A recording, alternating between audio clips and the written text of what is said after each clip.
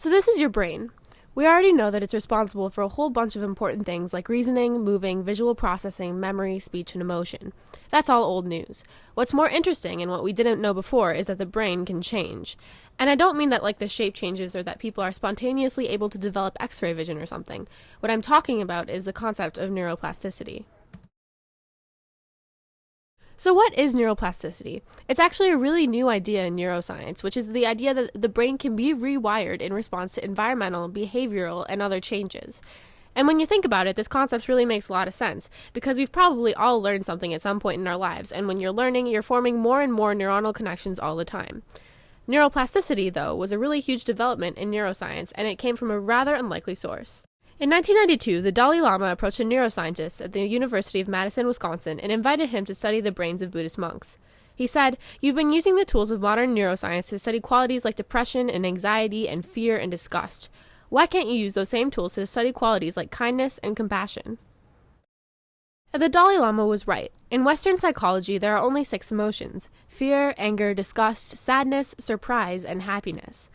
5 of the 6 are either negative or neutral, and only 1 is positive. In fact, there is very little vocabulary to describe other positive emotions such as love, hope, joy, serenity, or compassion. And this is a very Western approach to cognitive science. While we have developed highly complex ways to discuss and treat depression, anxiety, and so on, we have almost completely neglected the other side of the coin, such as the development of compassion and joy. And this is what is most important to Buddhists, and that is why to the Dalai Lama, this project seemed like a perfect union of Western science and Eastern religion. And these studies had some amazing results. So, there's a special kind of brain activity that's called gamma-synchronized oscillations. Not much is known about the significance of gamma oscillations or what exactly they do in their body, but they're believed to be correlated with clarity of consciousness, attentiveness, and focus. In normal people, gamma oscillations are only seen for very short periods of time, generally 1 second or less, and in low amplitudes.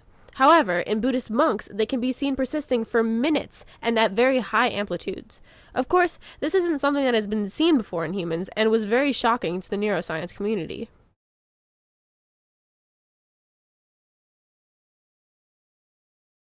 Do these Buddhist monks just have superhuman brain powers? Not exactly. Buddhist meditation is all about interrogating and becoming familiar with your own mind.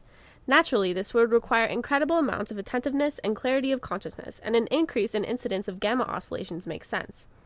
However, what this conclusion implies is that the practice of meditation actually changed the neural patterns of the brains of these monks.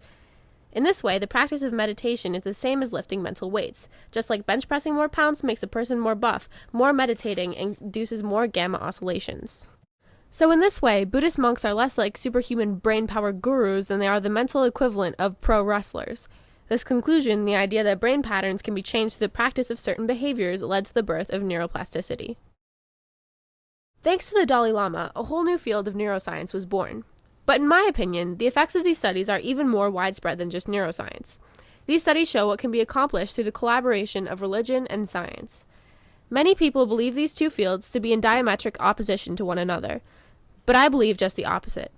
Like in the case of the Dalai Lama and the University of Madison researchers, I believe that science and religion have much to learn from one another.